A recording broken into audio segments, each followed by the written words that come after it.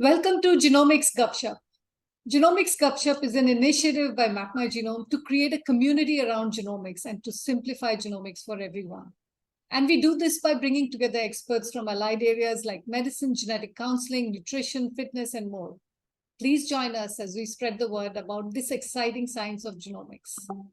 Today, we are delighted that we will be discussing pediatrics, genomics, and also telesurgery with Dr. Abirami, who is a pediatric surgeon at Rainbow Hospital. Welcome to the show, Dr. Abirami. We are so delighted to have you. Same here. The pleasure is mine. So, Dr. Abirami, can we start off by first, maybe discussing, how did you become a doctor? What got you excited about pediatrics, and why did you gravitate towards surgery? Yeah. So during my school days, my father is an orthopedic surgeon. So my mother used to take care of, like she's a full-time homemaker. So, but still, my father used to take me to his clinic, and I see him seeing patients and surgeries. I have also seen some surgeries before getting into medicine. So that's how I got interest in medicine. And during my second year of undergraduation, we had clinical postings. So that just to get an idea about all the branches of medicine. So from that time, I had my love towards surgery. So from my second year of MBBS, I had my love towards surgery, and I still cherish it. And I can't be anything else. And I decided that I'm definitely going to take surgery.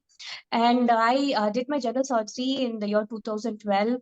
And then I was working in adult surgery, but still I loved this branch of pediatric surgery, which is a super specialization of the surgery.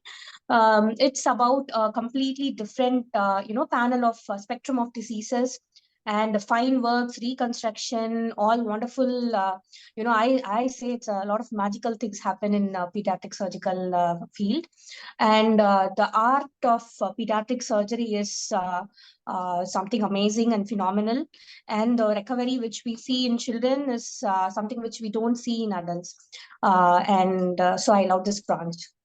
Absolutely. So that's how like surgeries in your DNA, I guess, both genetically and also acquired, I guess, in many ways. So how does your typical day look like? I mean, do you get up and do you do a lot of many different types of surgery? Yeah, I'm a mother of a 6-year-old daughter. I have a 6-year-old daughter.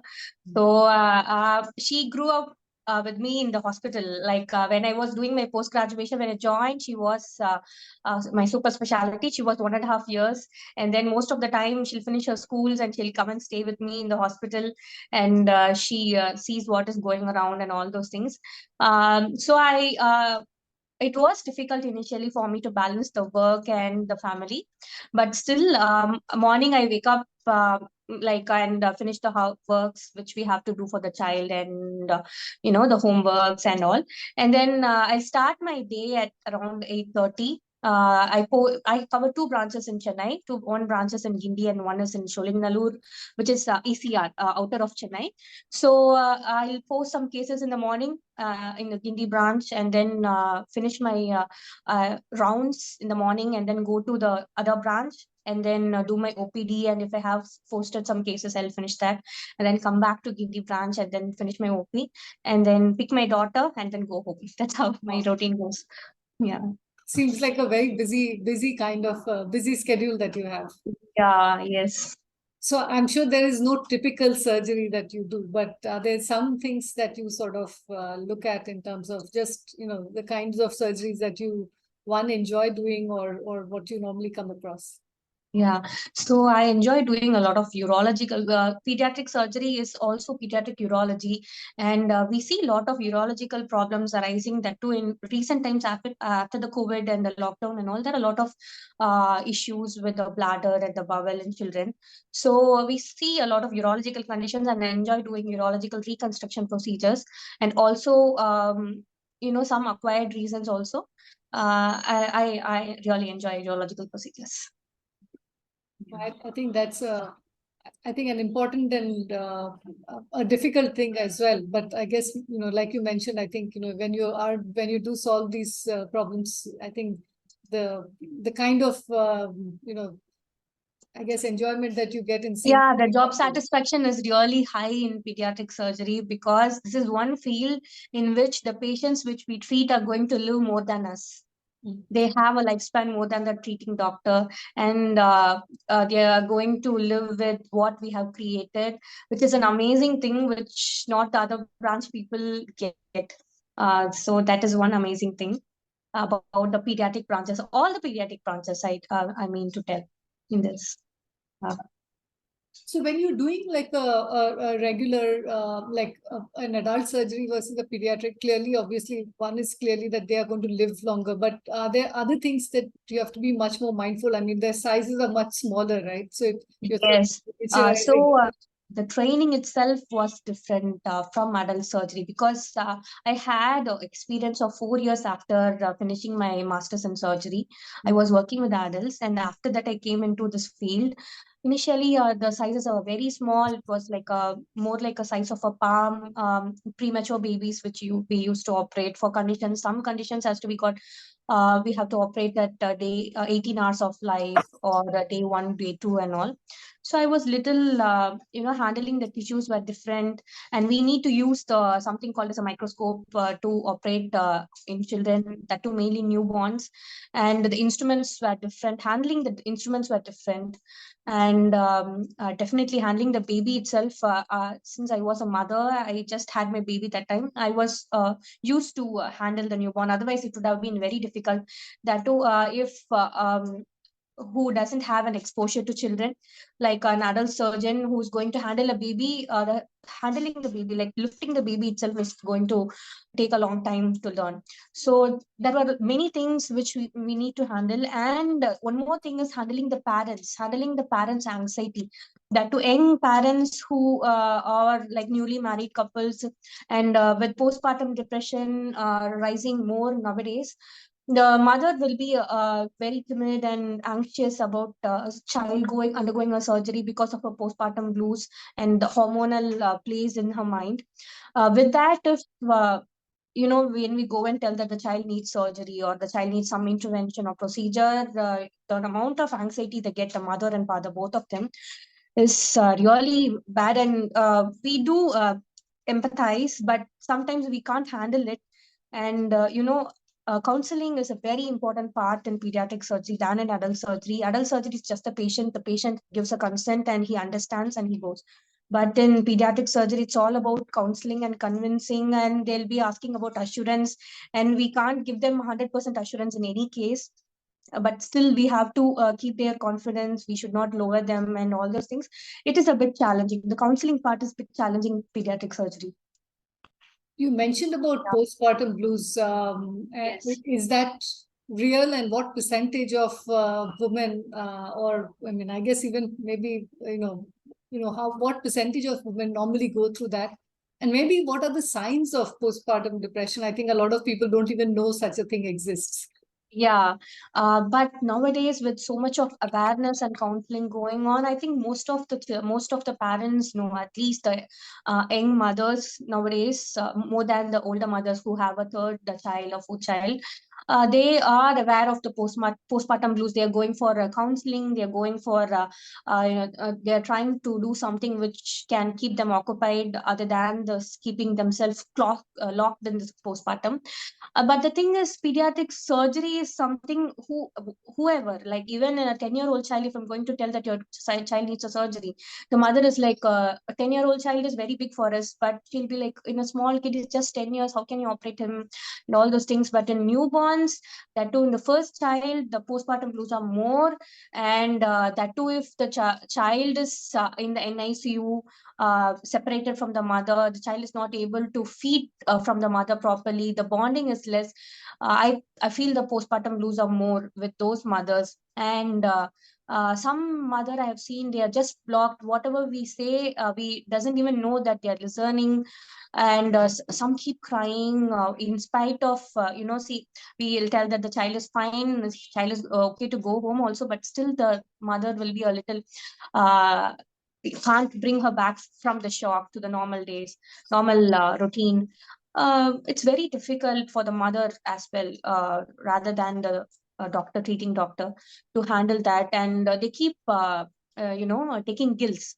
And it depends upon the support they have also, like the in-laws and their parents. I have seen some parents in background, they are putting so much of pressure on the parents, telling that no, you should consider waiting, and they don't have an independence to take their own decision on child's treatment. So in that case, I think the pressure is more when I have seen a lot of parents who come along with a lot of attenders, they are more pressured and they have a lot of depression more than them handling themselves. That's what I see. Yeah. So, I mean, you're doing robotic surgery compared to a regular surgery. Is it very difficult for people to get used to robotic surgery, or is it a because it's a specialized area, right? I mean, I think maybe more doctors are doing it, but it's still less. So, what sort of doctors are more suited for robotic surgery? So anybody who can do a laparoscopic surgery can do robotic surgery easily. Robotic surgery is such a boon to the surgeon. More than the patient, it is a boon to the surgeon, because we'll be sitting and operating. It can be done from another room. So that's what I meant to tell about telesurgery. In the coming days, it can be done. The surgeon can be somewhere, transatlantic somewhere, and we can do surgery somewhere. The robot can be manipulated from some other place, but it depends upon the wireless connection, which we get the speed and all those things. But right now it is being done in the same room, and it's so comfortable. The tiredness of the surgeon is more in laparoscopic surgery, because we have to stand and do it for hours, and in robotic surgery the time can be it can go very slow and precise and relaxed, and it's safe for the surgeon and safe for the patient also. And anybody who have learned laparoscopic surgery can do robotic surgery easily. It's not at all difficult, except for some technical parts. It's a very narrow learning curve. That's what I tell. If they have finished their laparoscopic training, they definitely can do robotic surgery, which is an amazing thing. Only problem in India is robots are very little less number compared to the West, because of the price, because of the cost, and it needs a lot of space. The robot needs a lot of space in the OT. So that's the only thing, but it has a lot of advantages, except for the the pricing. Like the child can, if in laparoscopic surgery the child is going home in 3 or 4 days, the child can go home in 1 day, even for a major surgery. And I suggest robotic surgery only for major surgery, because if it is done simply by laparoscopic surgery, then we can go ahead with laparoscopic surgery. But robo is for the major surgeries. Like nowadays, cardiothoracic surgeons are using robo for bypasses, which is being very simply done by the robo. In Chennai, they have started robotic bypass surgeries in Apollo, and there's a hospital called Curie where they do urological procedures. And in oncological procedures, I see a lot of use in robos to the magnification view which the robo gives. That's not much in laparoscopy, and the 3D view and the feel of doing the surgery, and it's really an amazing invention of the robo. But still, I feel it takes a decade, or at least half a decade, for the robot to come into play, just like laparoscopic surgery. And I think there's a future for robotic surgery, and it's an amazing field. It's an amazing field which is going to benefit both the patient and the surgeon. Do you think at some point AI will be able to do? I mean, can we make robots that can actually figure out everything, or do? Actually, the robo which we use is not a proper robo. Robo is, it should have an artificial intelligence. It should diagnose and do. That's not happening now. It's just a master slave manipulator which we are using, because we are going to sit and do something which the robo is going to just reflect it on the patient. So what movement we do is the robo going to do on the patient, and if we remove a hand, the robo is just going to stun and stop doing. So it's more than a robo. It's just a master slave manipulator is the word which they give for the robo nowadays. And there are a lot of elimination of faults, like when a surgeon has tremors, or is that if there is some fast movement which should not have happened, the robo eliminates all those things. And those are all a very amazing quality and property of the robotic surgery. And it's a very nice movement. It's like a dance when we operate in the robo. It's like a fluidic movement, and the activities which that robotic arm gives when we act is, it's like a art, and we can't stop doing it when we do it. When we start doing it, we can't stop doing it. It's just an art and an amazing feel when we work in the robo. I think you clearly love doing your surgeries. You can see that. Yeah. So how do you use genomics in your day-to-day life? Is there something that is used, or are you mostly focused around that you Yeah, get genomics and pediatric surgery there's a lot of that is a lot of we use genomics in oncology, pediatric oncology, and then we use in genetic counseling, and even antenatally they do some genomic testing to rule out Downs and all those things. And for parents, for example, I'm telling you a scenario about there's something called as congenital hypoventilation syndrome, where the child will be born with a diaphragmatic palsy. So that is a condition where the siblings can also get affected. If the child dies because of that condition, then the parents are sent for genetic counseling, where they get tested for the genes, and the how much of probability of getting the same condition in the next sibling. In that counseling part, gene play a very important role. And in oncology also, the prognosis of that kind of example, we have neuroblastomas in children.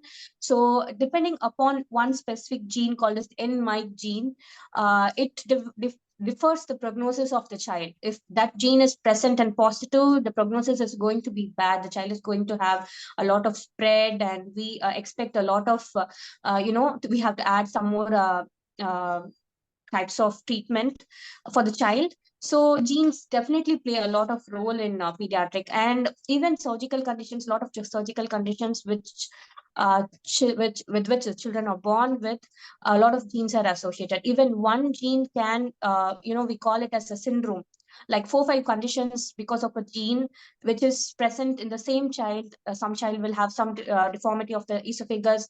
They have the same deformity in the anal region, and renal anomaly. All together, we call it as syndromes, or all the syndromes are associated with the genes. So if we can detect the gene, and there are something called as gene imaging, nowadays it's coming into play. So if it is going to come, it's going to make a very huge difference in pediatric surgery. And it is very important. Genetic counseling is also important for the parents to plan for the next sibling and all those things. Yeah, absolutely. I think you give some really amazing examples of where it has been used, because a lot of times I think people think that, why do I need to do this test anyway? They're going to be, Yeah. Even in adults, BRCA is a very famous gene. And if the parent or sibling is having a positive gene, and I suggest it's just a saliva sampling for the genetic testing, BRCA.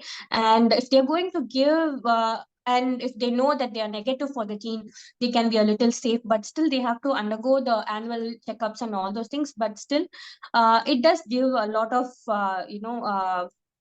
prevention and education about the same condition, to avoid or restrict themselves from taking all those things, or undergoing all those things. Except for, some people will sit and keep being anxious whether I'll get the same condition what my mother had and all those things.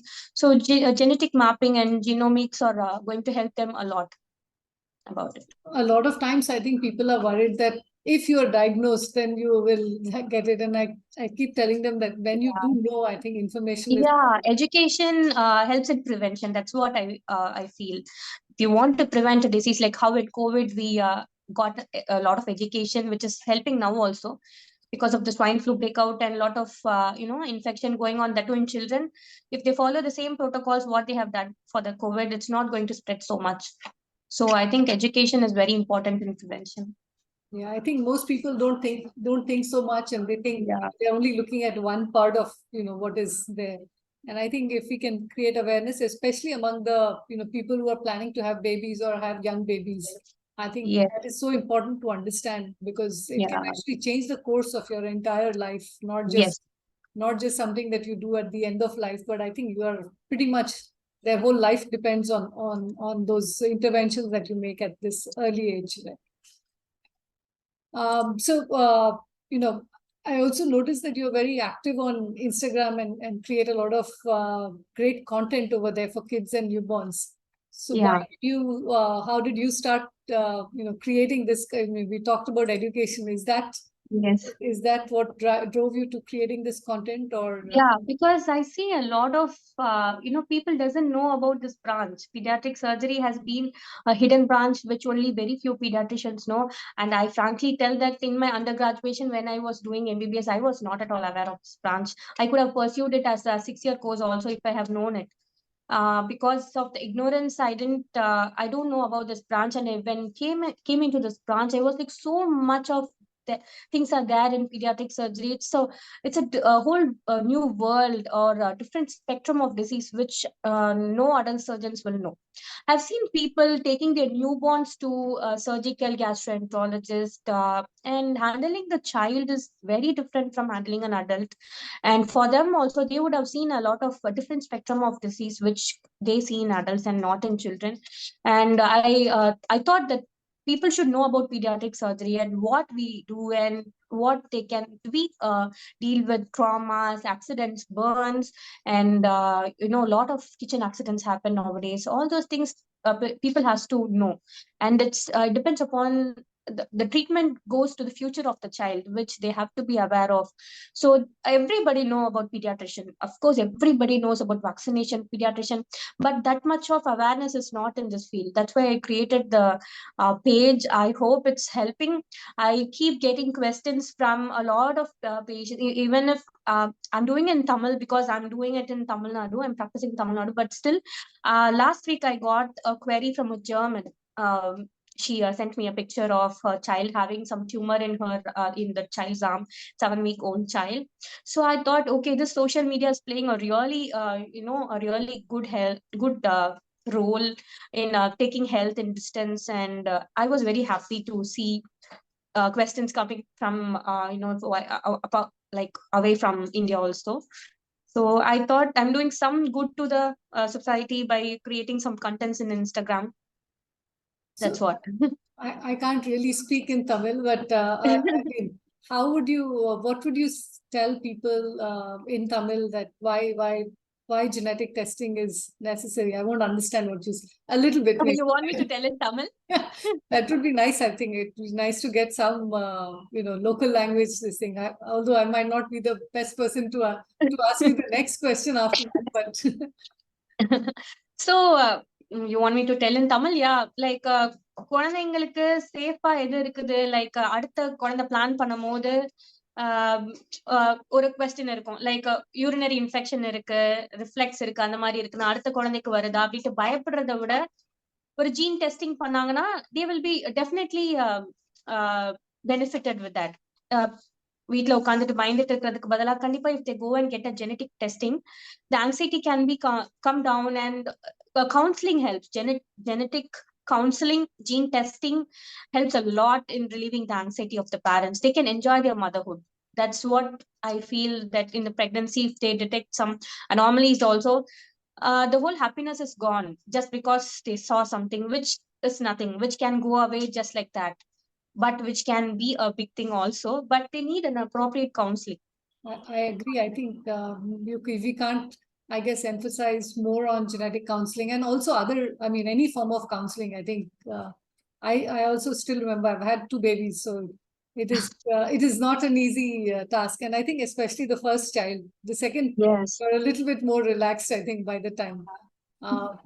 But are you seeing any trends lately, around certain kinds of cases? Is there something that you feel that has changed over the last, since you started practicing, or or it is pretty much has been. Yes, it is changing. It is changing because some conditions like Hirschsprung's disease and all those things, the parents themselves will tell that I also had this condition in my childhood. I got operated, so I think I have to go for the counseling or testing for my next when I plan for the next sibling.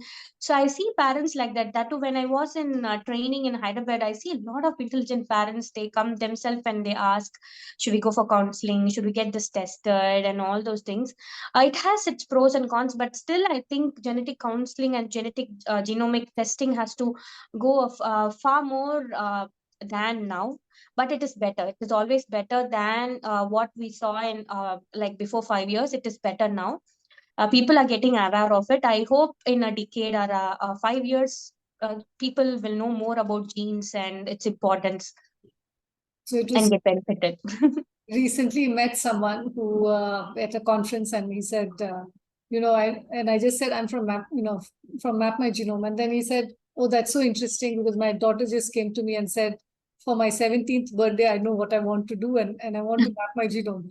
And so he said that he said he was not as aware as the children were. So I think one is that I think by the time I think we started a long time back, and today I think awareness is definitely much more than we saw then. But I think maybe in the next 5-10 years, I think a lot of the younger children will grow up into and then they're much more open about Yes. information and data and what to do about it, because I think they've grown up in that environment compared to, let's say, somebody Yeah. who's currently 60, 70 years of age. I think it's harder for them to maybe not, that's not the norm. It's more like you learned because you wanted to learn. All right. Yes. So I just maybe wanted to ask you something. In your own words, how would you define prevention? Is there some specific way that you look at prevention? Prevention is always with education, and prevention is better than cure. That's as always said. But education is very important in prevention. People need to know how to prevent. So that is very important. I think that is happening a lot more in social media and also in internet and in the papers, and people are getting aware about it. So I think I define prevention is with education. Absolutely. I think you're absolutely correct. So Yeah. I know you're dealing with children and very young and newborn children. But what is the secret of healthy aging according to you?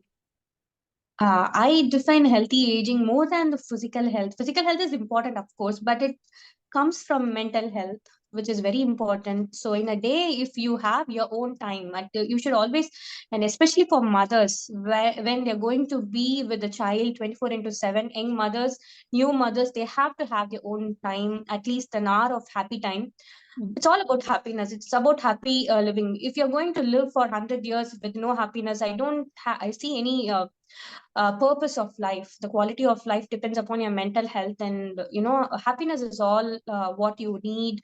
Have fun and have your own time, family time. Don't keep stressing yourself over something which is not going to help you. So that's how I happy aging is definitely healthy aging. Absolutely. No, you're absolutely right. I think if you are mentally happy, I think lots of other things also fall into being, Yes. and When you're happy mentally, I think your physical health will automatically come under your control. absolutely. So if you are depressed or stressed, and if you don't like your environment, you're going to stress yourself staying in that environment, then your physical health is definitely going to go for a toss. So that's what I believe. Great. And how do you define digital health? I think now there's a lot of different definitions, but we'd like to understand from you what. So from COVID time, I think digital health played a main role. We started doing online consultations, and then we do consult patients from Oman and Gulf and Germany and all those things. So it's an amazing tool, but it has its own disadvantages. Like we can't see, touch the child, examine the child. So we have to, that too in surgical field, we have to examine the child.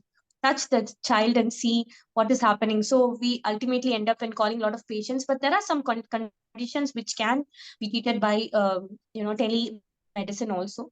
And digital health, that to telemedicine is going to help a lot in teaching. We had a lot of virtual conferences teaching, which if it is not happened and virtually, we would not be able to attend it physically. Like if it is happening in somewhere in England or somewhere around in Switzerland or somewhere, we can't expect ourselves to take so much of break and go there and come. But when it started happening in Zoom and all those things, a lot of conference I was able to attend, update, and even now in surgery, if I have some doubts, I'll call my boss who's in Hyderabad, and he'll be happy to help me. And all those things are advantages of digi health. And even in robotic surgery, when I went for the fellowship, they said teachers will be able to teach you and watch you from their hometown, even if they're old or retired, they can watch it from their house. So what we are doing, and they can correct us, which is a very great insight. If it comes in the future, it's going to be very helpful for the patients and the surgeons, young surgeons also. It's an amazing thing, but it still has disadvantages. I think a lot of people who are watching this will all want to become pediatric surgeons. That's my pleasure. Still, people, when in Instagram, I do get messages like young, +2 people, +2 students will be asking that I need to take medicine, and some medical after writing the need, they'll be asking, can I take surgery? I'm a girl. There are so much of myths about a girl taking a surgery field. Is it happy to take, and all those things they'll be asking. I'll be like, please go ahead. If you want to take surgery, just take it. Don't change your decision depending upon others inputs. So I think Insta page is doing a lot of help to the community. Absolutely. I think a lot of times people need to see I think they also feel good when they see a role model like you who's doing many surgeries. I think it inspires them. That's so kind. So I think that's where I feel that social media helps in building those use cases for even younger students who are maybe today in their, who are 15, 16, and then they are that's the medium they are using. And I think they are also inspired by. And I see a lot of girls and lady doctors.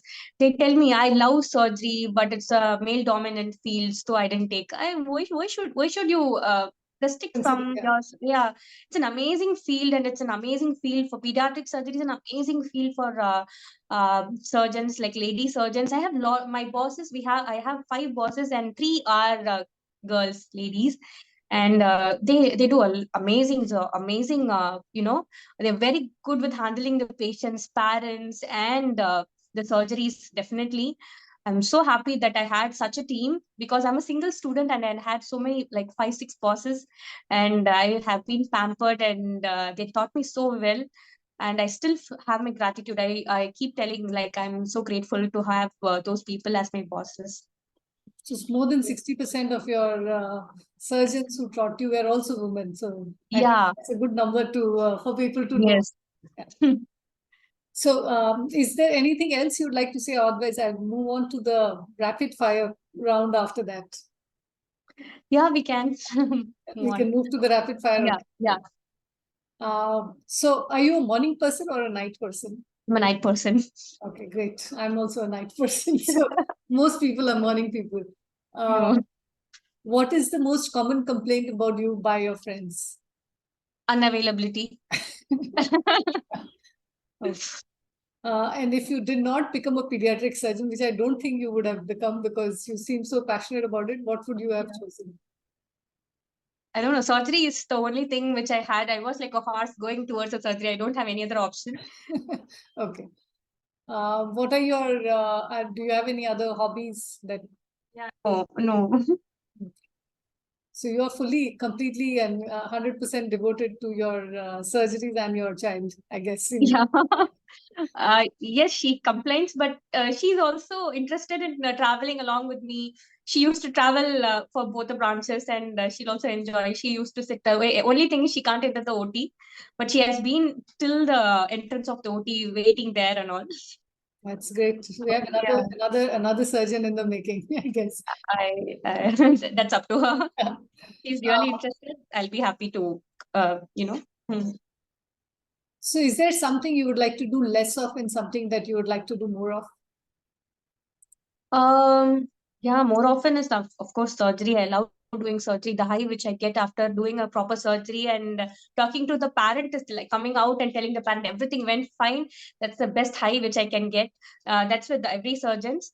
And less often, I'm a little introvert person, but still, after my Insta page, I started loving to talk. I don't like talking much. I don't talk over phones for a long time and all. So that's one thing, but still, I started loving to do that also. You just talked for 40 minutes just now.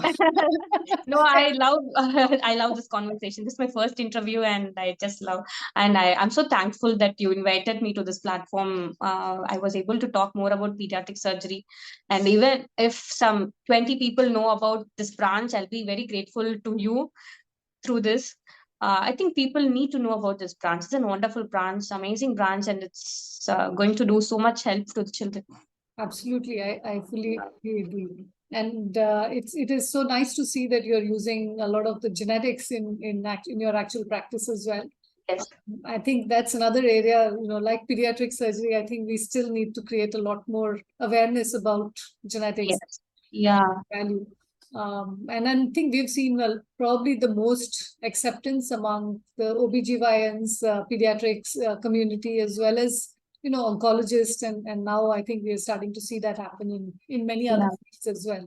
But if you had to change something in the medical syllabus, do you think that it would make sense to actually add some genetics courses within the syllabus? Yes. Because I think one big challenge is, for a lot of them, they never were taught this in their medical education.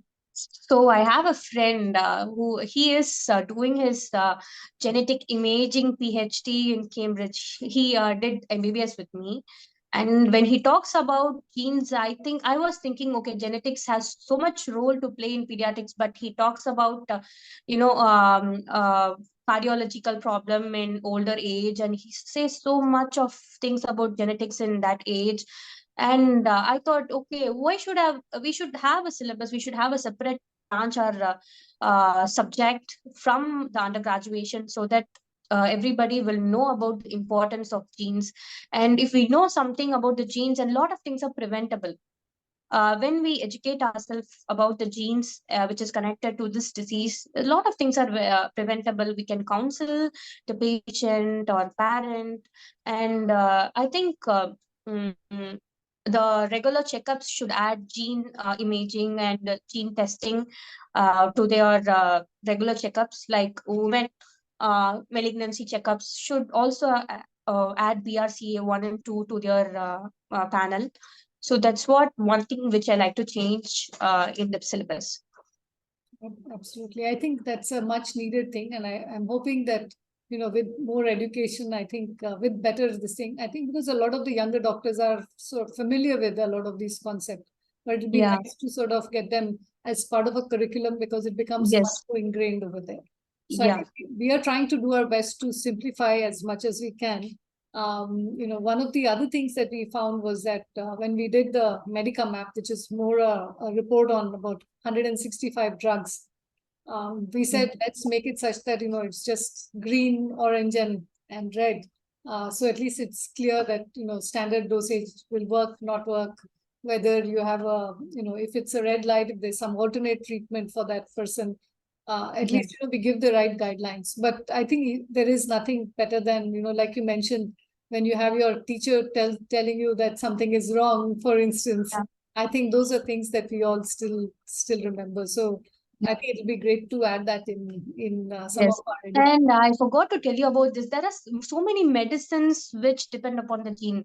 If the patient is positive for that gene, those medicines can be of so much of help to that gene positive patient, which are coming into play nowadays. And even in malignancy, I think for BRCA1 and 2 positive, there are so many monoclonal antibodies which they are giving, and that is sadly not available in India. They have to import from West. So if all those things are available, I think uh, uh, health system in India will go to the next level. Right. There's no necessary for people to from here to go to other countries for treatment.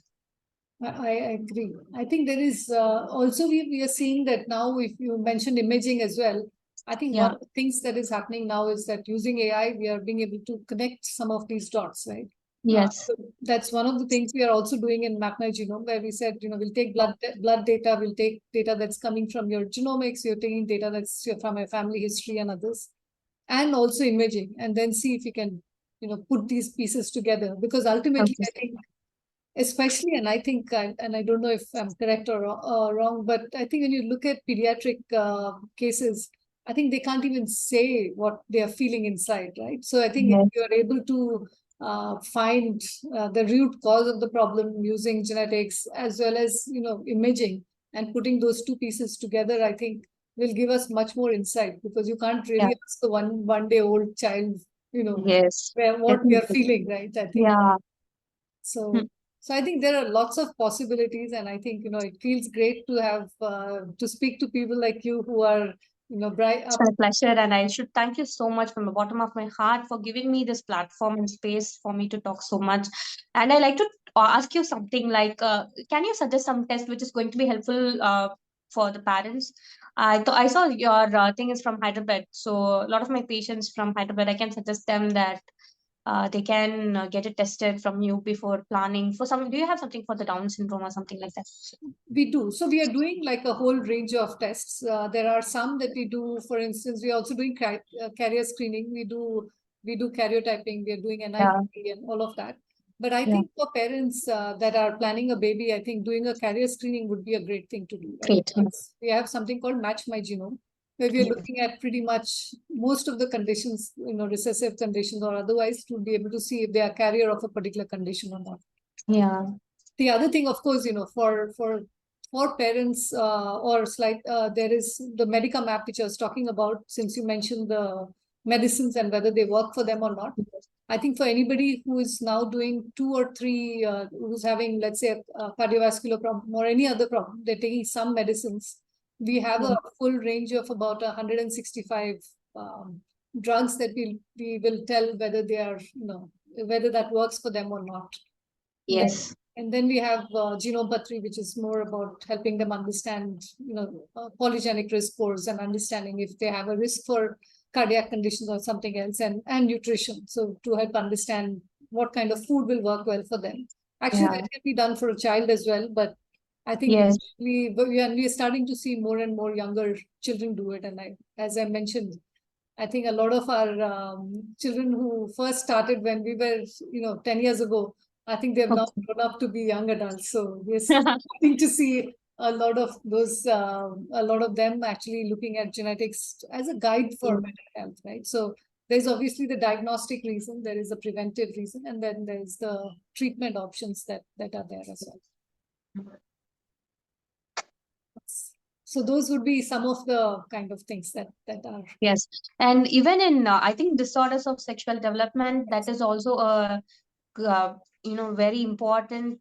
Genetics play a very important in your life also, because they look like maybe XY, but they look like XX, but they have the genes of like karyotyping shows XY and all those things. So it's a very complicated spectrum of disease. I think your role is also very important in them And I think and counseling. right now, especially, I think with all the, there is a little bit more awareness that has been built, I think, Yes. around that. And I think even, younger children are much more used to understanding some of it. But I think Yes. there is still a lot of mystery around that whole area. And I think people would Yeah. like to go and see a specialist to understand what Yes. we done and what are the possibilities. But Yes.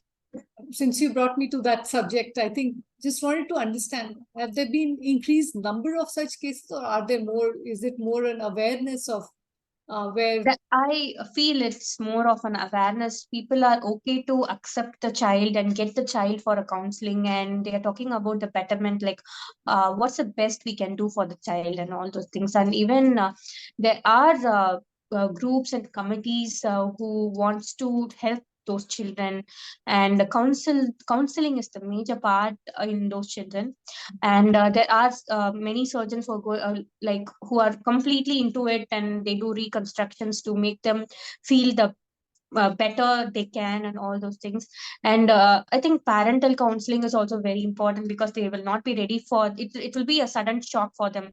For example, in a child, we were operating for some other major issue.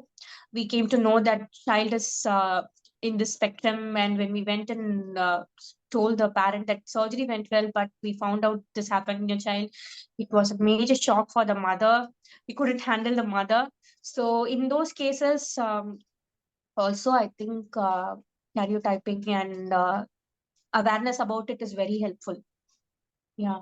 Yeah, I think it's important to normalize this Yes. conversation, because Yes. otherwise, I think, you don't want to be living as somebody you are not. And Yeah. I think that's something that is hard, because I think a lot of times people who are a little bit older right now were not exposed to that. And I think today suddenly we are starting to see that, and it's Yes. harder for people to accept. But I think the more we talk about it, we'll normalize that conversation as well. That it is a real, it's not just a feeling, which is what a lot of people often say. I think sometimes it's a real biological need, or a change that might be needed. So I think those are things that maybe we all need to make it more a standard conversation. Normalized, yes. More talkable, and rather than hiding it, I think people should come out and talk about it. And I think now we're starting to see that happen for a lot Yes. of people. Yeah. Lot more better than a decade back. It's a lot more better now.